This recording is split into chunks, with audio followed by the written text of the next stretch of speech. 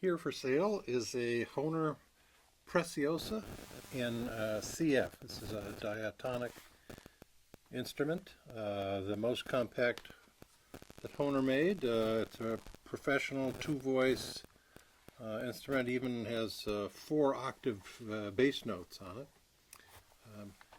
This was made, the serial number is 166278. It was made approximately 1935.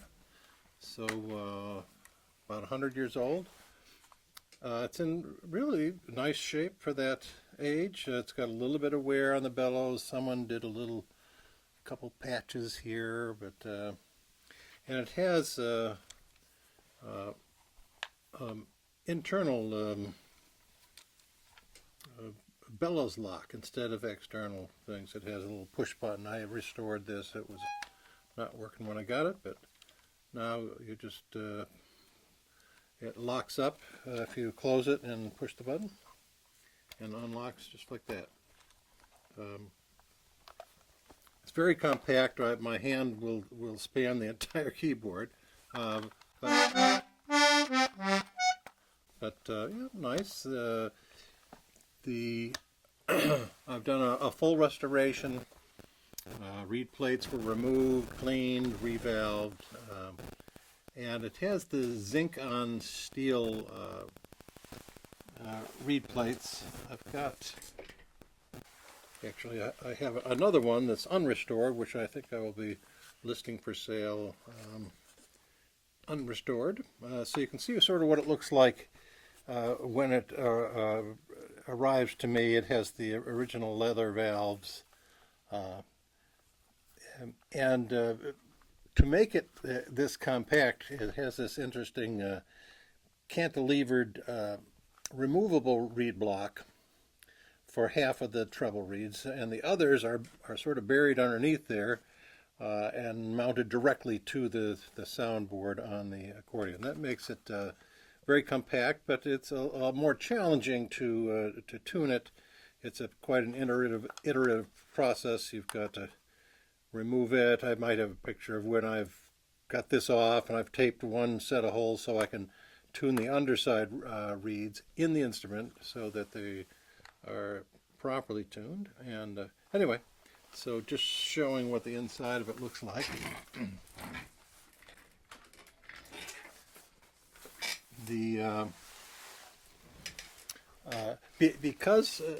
Because the reeds are so compact, the reed plates actually touch each other. They're right next to each other, so you don't have the ability to wax them normally where there's a little gap and you can get the wax down in between them. So what I've done in this case, which works quite well, is I've formulated a special beeswax mineral oil compound that stays soft, and I'll use that to bed all of the reed plates. So I actually put it on the reed block with a little artist's brush, paintbrush, but that allows me to, it's soft but sticky, so you can put the reeds on there, and so I can put it in on my tuning table and find out if there's if it's a deviation from my target tuning. I can mark down what that is, take the reed plate off, tune it on a fixture, put it back in. So that's quite helpful. Plus, it really makes for a very good seal underneath all these, since you can't get wax in between. You can get wax on the edge, which I've done. On this one, they didn't use, well, they used the old pins and nails holding it in, so those I've removed. But I've got pictures of the inside of that.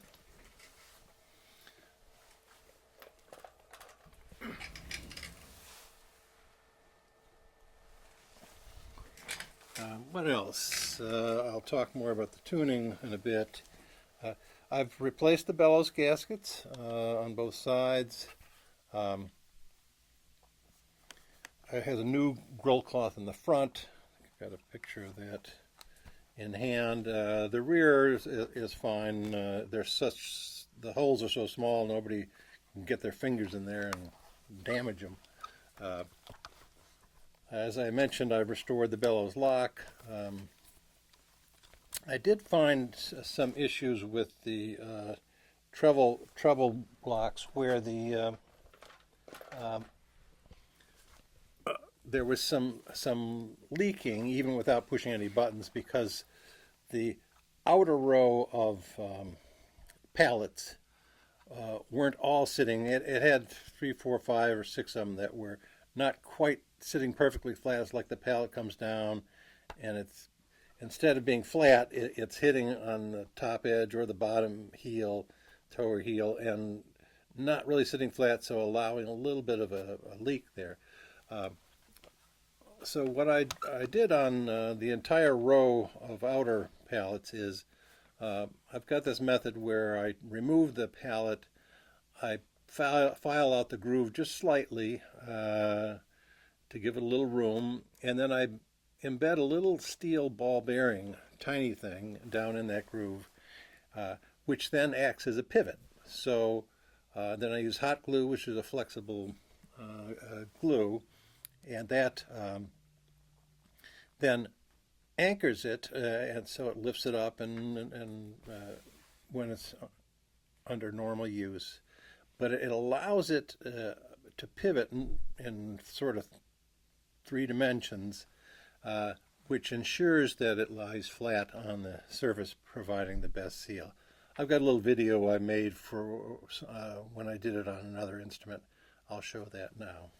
So on the left is a typical pre-modification sort of rigid setup where there really isn't much flexibility that way or that way. Whereas this one, now with the ball bearing, little tiny ball pivot and flexible hot glue, there's a lot more flexibility that way, and then also this way.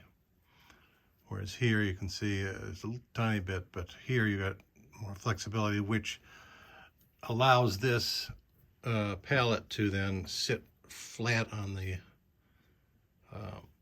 board, on the soundboard.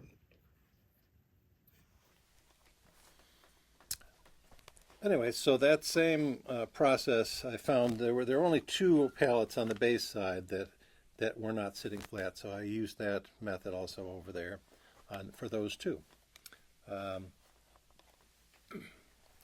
So the tuning, as I mentioned, was quite an iterative process.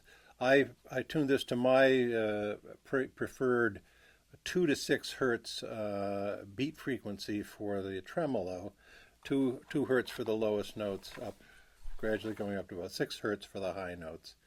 And let me go through that. Anything else? Yeah. On this side, you can see this is the original gray leather. On this side, it was starting to rip, so I put just a new piece of brown leather on there to.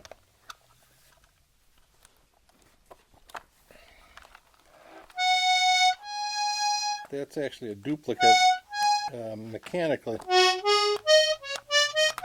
for that one. That is one of the accidentals.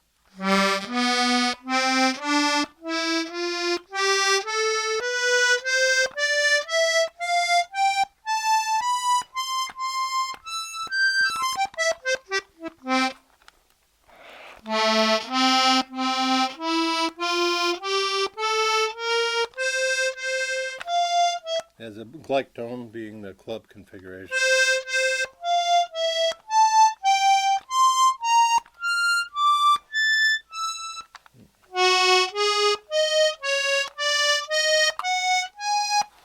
And on the bass side,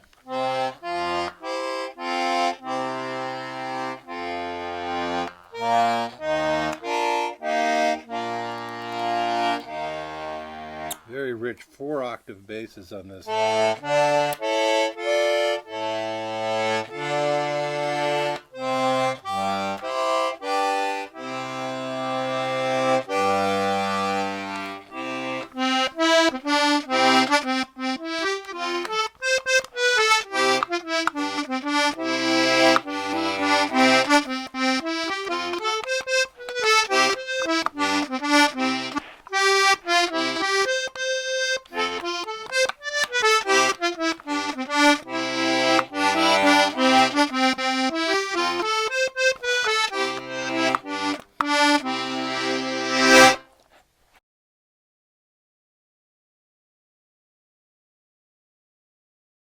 So nice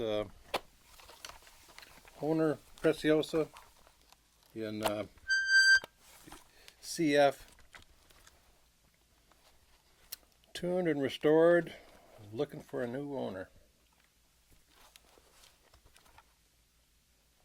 And I will include a case. I've got the original Hohner case that it came in.